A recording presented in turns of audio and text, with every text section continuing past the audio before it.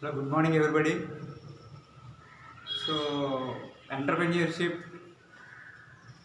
first concept is different types of business units. On this way, we are discussing about the sole trade organization, and next one partnership organization. Partnership organization means the expansion of the sole trade organization. It is called partnership organization. So, partnership organization means two or more persons can agree and start the business. It is called partnership organization. So ఇంతకుముందు మన క్లాస్లో సొంత వ్యాపారం అంటే ఏంటి అనేటువంటి దాని గురించి డిస్కస్ చేసామండి. దాని తర్వాత వచ్చేటువంటిది భాగస్వామ్య వ్యాపార సంస్థ. సో భాగస్వామ్య వ్యాపార సంస్థ అంటే సొంత వ్యాపారం బాగా అభివృద్ధి చెంది బాగా పెరిగి పెద్దదవుతే దాని ద్వారా వచ్చేటువంటి నెక్స్ట్ సంస్థని భాగస్వామ్య వ్యాపార సంస్థ. సొంత వ్యాపారంలో ఒక్కళ్ళే ఉంటారు, బట్ భాగస్వామ్యం అనేటువంటిది ఇద్దరు కానీ అందుకంటే ఎక్కువ మంది వ్యక్తులు ఉండి ఒప్పందం ద్వారా ఏర్పడేటువంటి దాన్ని భాగస్వామ్య వ్యాపారం.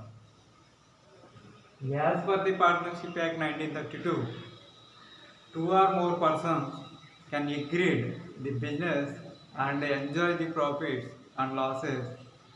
It is called a partnership organization. In this partnership organization, an active partner or the experienced person can activate the business. The remaining partners are providing finance and materials and other things. So, in this way, the active partner is the entire business responsibility. The remaining persons are obeyed by the person. So, the partnership organization will depend upon the agreement. So, in this way, the partnership organization will depend upon the agreement. The agreement will be 2 years, 3 years, 4 years, etc.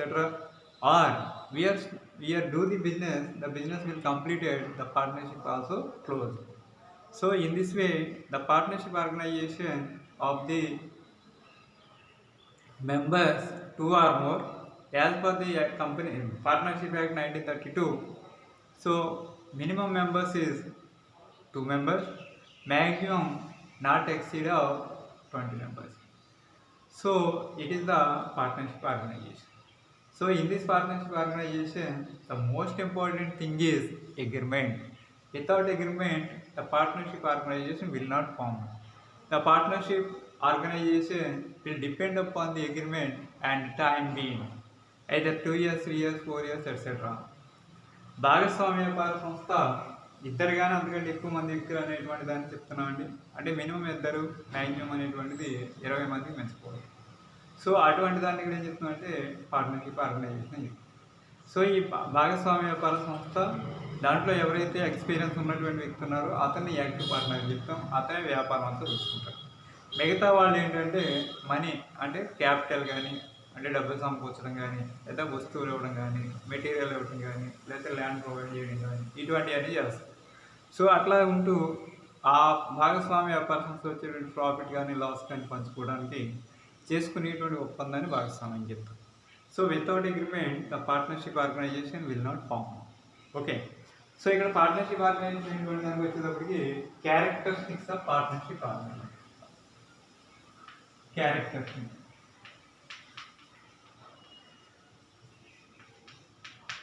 Characteristics of partnership organization. So in this partnership organization, the partnership organization will form on the basis of agreement. So it is the first point. First point is agreement. So agreement means the partners are taking agreement for the future in disputes, etc. and future problems will solved by the agreement. కాబట్టి agreement అనేటువంటిది కంపల్సరీగా భాగస్వామ్య వ్యాపార సంస్థకు ఉండాలి. ఎందుకంటే భవిష్యత్తులో ఏ విధమైనటువంటి వివాదాలు వచ్చినా వాటిని పరిష్కరించుకోవడానికి ఈ భాగస్వామ్యం ఒప్పందం అనేటువంటిది ఉపయోగపడుతుంది. అలాగే రెండో దానికి వచ్చేటప్పటికి మెంబర్స్. సో ఇక్కడ మెంబర్స్ వచ్చేటప్పటికి minimum 2 members and maximum not exceed 20 మందికి పెంచుకోవాలి. అలాగే నెక్స్ట్ అనేటువంటి దానికి వచ్చేటప్పటికి భాగస్వామ్య వ్యాపార సంస్థ థర్డ్ పాయింట్ అనేటువంటి ఏంటంటే సో ఇక్కడ active partner. So active partner అనేటువంటి వాడు ఎవరైతే ఎక్స్పీరియన్స్ పర్సన్ ఉన్నాడో అతనే యాక్టివ్ పార్ట్నర్గా చెప్తున్నాం.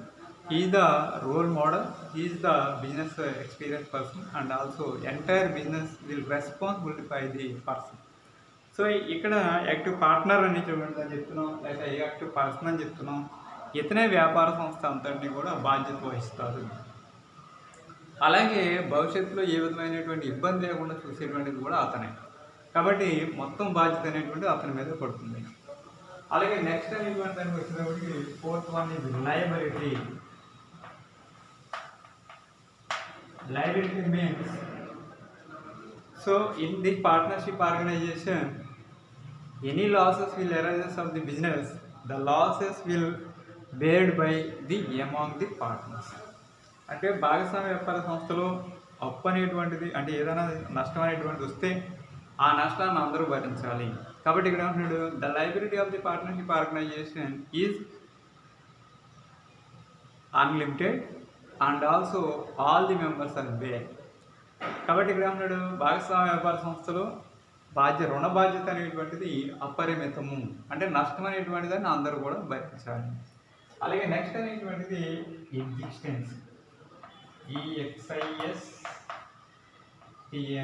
ఎగ్జిస్టెన్స్. సో ఇక్కడ ఎగ్జిస్టెన్స్ అనేటువంటిది ఏంటంటే ఇది ఎంతకాలం ఉంటుంది అంటే it is depend upon the agreement or time period, 3 years, 4 years, 5 years, or the work will be completed, the partnership organization is total. For example, ఒక అపార్ట్మెంట్ అనేటువంటి దాన్ని మీరు కట్టడానికి పార్ట్నర్షిప్ తీసుకుంటే ఆ అపార్ట్మెంట్ కంప్లీట్ అయిపోయిన తర్వాత పార్ట్నర్షిప్ అనేటువంటిది రద్దు అయిపోతుంది. లేదా ఒక 4 సంవత్సరాలు మనం బిజినెస్ చేద్దాం అనుకుంటే 4 సంవత్సరాలు అయిన తర్వాత రద్దు అయిపోతుంది. మళ్ళీ ఏముంది, కొత్తగా ఆ అగ్రిమెంట్ అనేటువంటి దాన్ని మనం చేసుకోవచ్చు. అలాగే నెక్స్ట్ అనేటువంటి వచ్చేటప్పటికి పార్ట్నర్షిప్ అనేటువంటి దాంట్లో వచ్చేటువంటి దాంట్లో profits or losses or responsibilities. అంటే పార్ట్నర్షిప్ సంబంధించినటువంటి దాంట్లో ప్రాఫిట్ అండ్ షేరింగ్ రేషియో. అంటే ఇక్కడ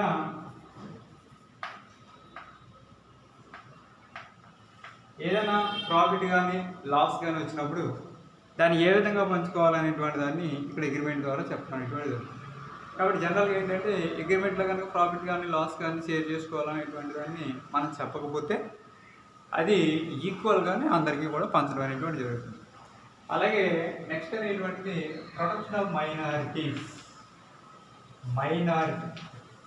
ఇక్కడ మైనారిటీ అంటే ఎవరంటే బిలో 18 years పర్సన్స్. ఎవరైతే బిలో 18 సంవత్సరాల కంటే తక్కువ వయసు ఉన్నటువంటి వాళ్ళు ఉన్నారో వాళ్ళకి ఇక్కడ భాగస్వామ్య వ్యాపార సంస్థ ప్రొడక్షన్ అనేటువంటి. అంటే ఇక్కడ ఏంటి, the minor will not involved in the agreements and contract, but in this partnership organisation he will invested money and he beared only profits and no responsibility by the losses. అంటే అతనికి కేవలం లాభాలు వస్తే మాత్రమే భాగం అనేటువంటిది ఇస్తారు, నష్టం అనేటువంటి వస్తే అతనికి సంబంధం అనేటువంటిది ఉండదు. అలాగే నెక్స్ట్ అనేటువంటి in this partnership organisation the partnership will expand the company and more profits or more investment. అంటే ఇక్కడ ఇన్వెస్ట్మెంట్ అనేటువంటిది ఎక్కువ ఉంటుంది, more investment and compare to sole trade అనేటువంటి దాంట్లో ఒక్కలే బిజినెస్ అనేటువంటి దాన్ని చేస్తారు కాబట్టి ఇన్వెస్ట్మెంట్ అనేటువంటిది ఉండదు. కానీ ఇక్కడ భాగస్వామ్యంలో ఎక్కువ మంది భాగస్తులు ఉంటారు కాబట్టి వాళ్ళందరూ పెట్టుబడి పెడతారు కాబట్టి ఎక్కువ మనీ అనేటువంటిది ఉండడానికి అవకాశం. అలాగే నెక్స్ట్ అనేటువంటి దాన్ని expansion of the business. Expansion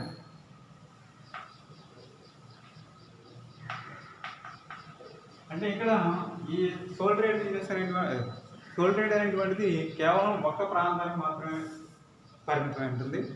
but partnership అనేటువంటిది డిఫరెంట్ ఏరియాస్లో మనం చేయడానికి కూడా అవకాశం అనేటువంటిది. And comparatively the partnership organisation will better than sole trade organisation.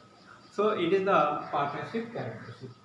And next thing is the joint Hindu family.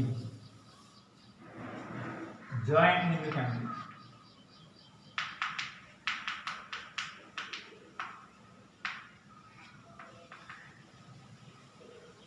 Joint Hindu family. So it is the short question. they will asking, sorry, it is also 10 marks question. They will asking 10 marks question. So what is meant by joint Hindu family?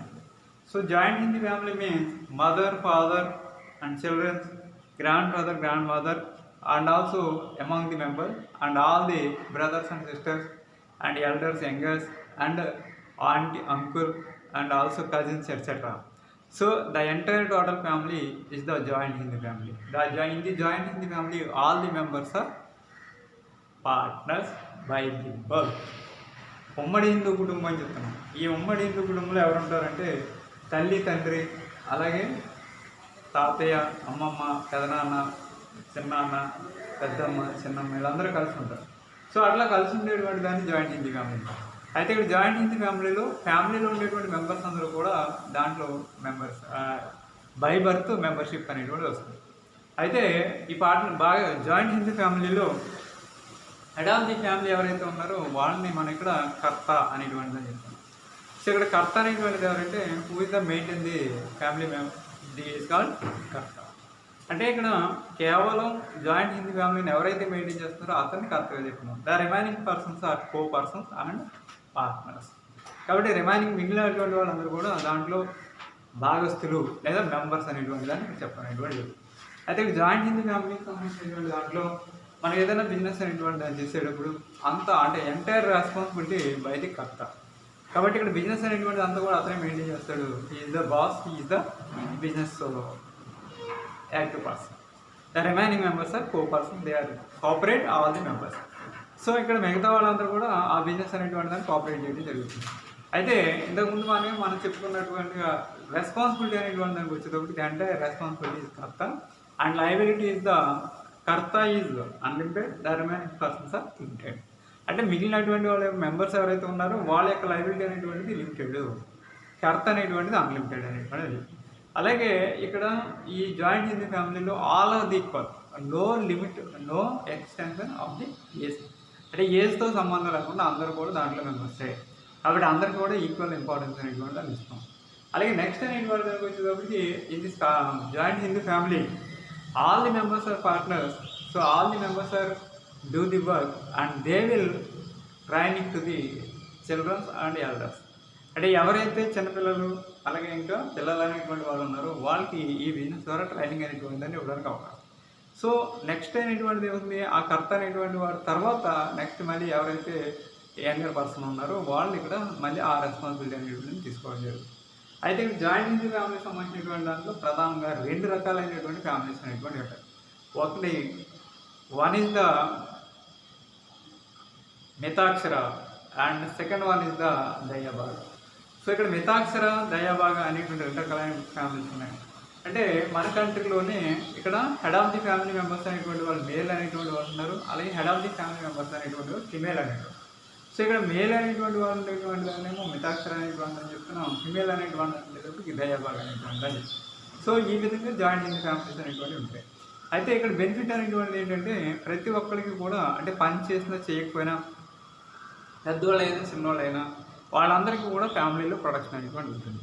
కాబట్టి అటువంటి దాన్ని ఇక్కడ ఏం చెప్తున్నామంటే joint Hindu ఫ్యామిలీగా మనం చెప్పాలనేటువంటి జరుగుతుంది. The next thing is company organisation. So I will discuss next class company organization. Okay, thank you. Yes, here are the providers.